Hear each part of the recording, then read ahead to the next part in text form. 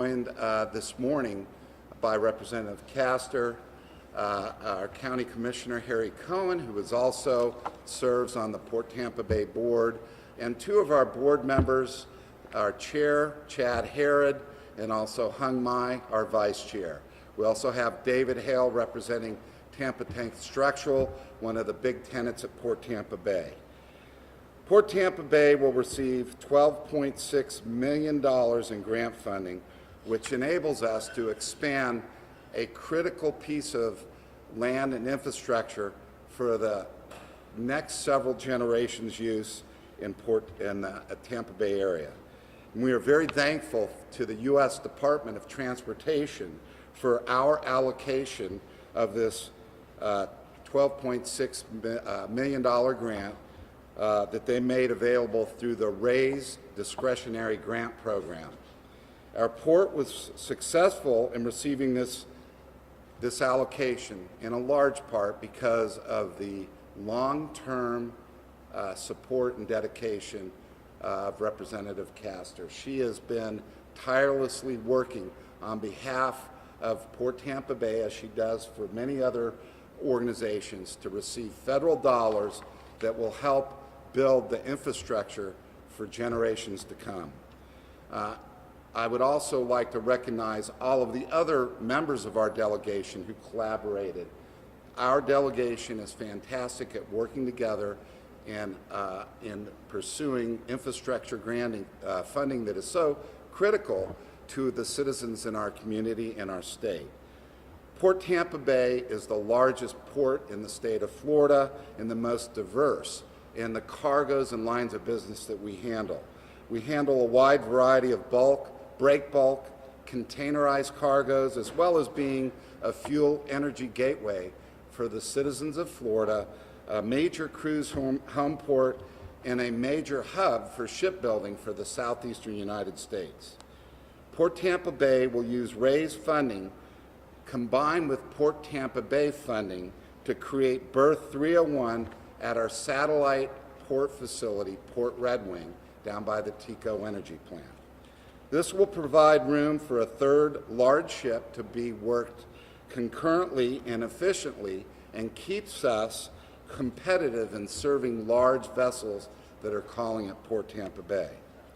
And this project will have a generational impact on our community and our citizens in terms of economic development and good paying job, and the grant funding complements private funding that has been invested over the last several years at Port Red Wing of approximately $300 million and port investment of about $50 million at the Port Red Wing terminal.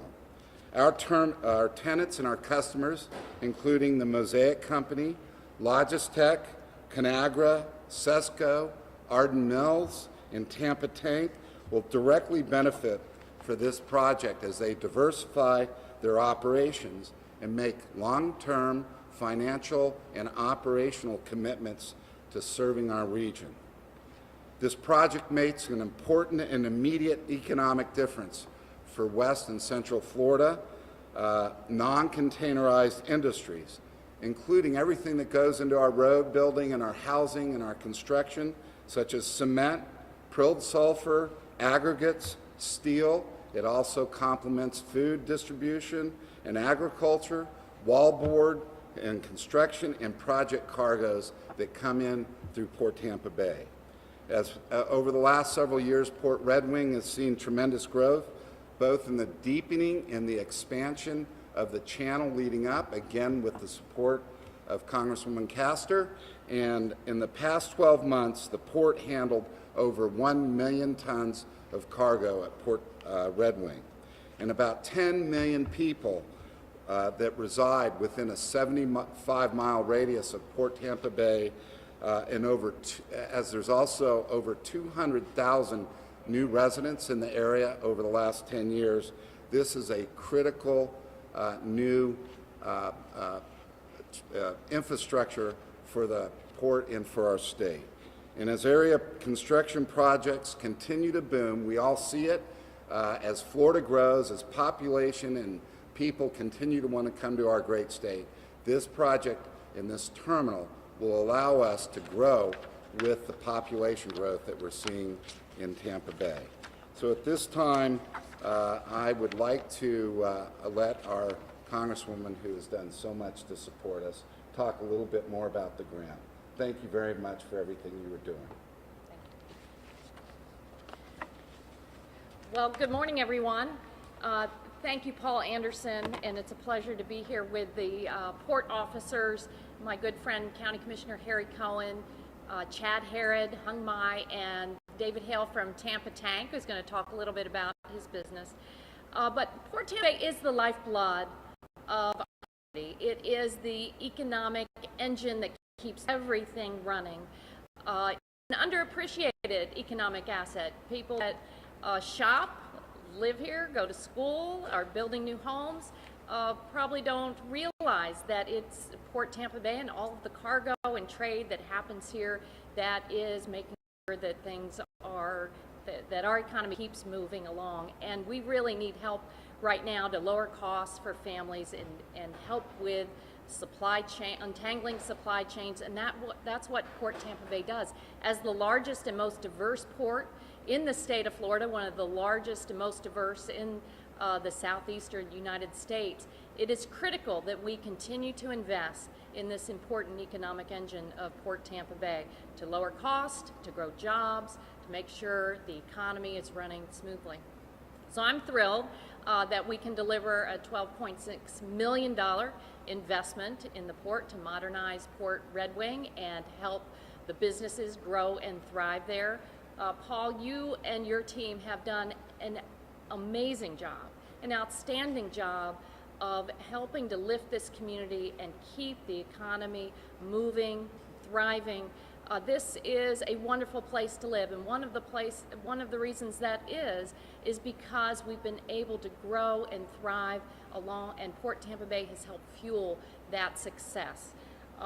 This is part of that bipartisan infrastructure law that was signed by President Biden last year, and I remember very well when we had an early announcement here about what the bipartisan infrastructure law would mean to the Tampa Bay area and Port Tampa Bay, and there were a lot of, what does this mean? When is the money going to arrive? What's going to happen? Well, this is the first of many grants that will come to Port Tampa Bay to modernize the operations. But the bipartisan infrastructure law is delivering better roads, cleaner drinking water, faster and more affordable internet, and it's going to help us clean up Tampa Bay, which is also the lifeblood of our economy here. The bipartisan infrastructure law is creating good-paying jobs that often do not require a college degree, providing more opportunities for working and middle-class families for years to come. Our intent with the bipartisan infrastructure law is also to grow good-paying American jobs, bring back manufacturing jobs, make sure that we are buying American and building American. There are buy American requirements in the bipartisan infrastructure law, but we know we have to invest in our ports, our waterways, and rail to reduce the supply chain bottlenecks, help ease inflation, and lower the cost of goods and services. So I'm thrilled that this investment is coming here to this fantastic port, and I'm grateful for everything that Paul Anderson, the Port Tampa Bay users, all of the hardworking people that come here every single day and sweat it out, making sure that our economy is growing and thriving. So thanks, Paul, and thanks to the entire Port Tampa Bay team for all that you're doing. And now we'll have County Commissioner Harry Cohen, who also is a board member at Port Tampa Bay, say a few remarks. Harry? Thank you very much, Paul, and I will be brief. It is a great pleasure and honor to be associated with this awesome organization that means so much to our community, and it is wonderful that we are making an investment in Port Tampa Bay, and that's what we're here about today.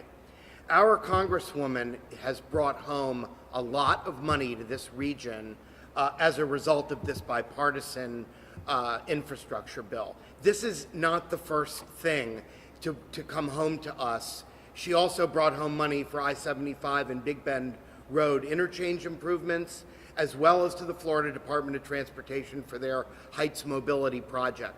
And the point of all this is that we are investing in this community. And this is another step in that process, investing in our infrastructure so we can grow into the future.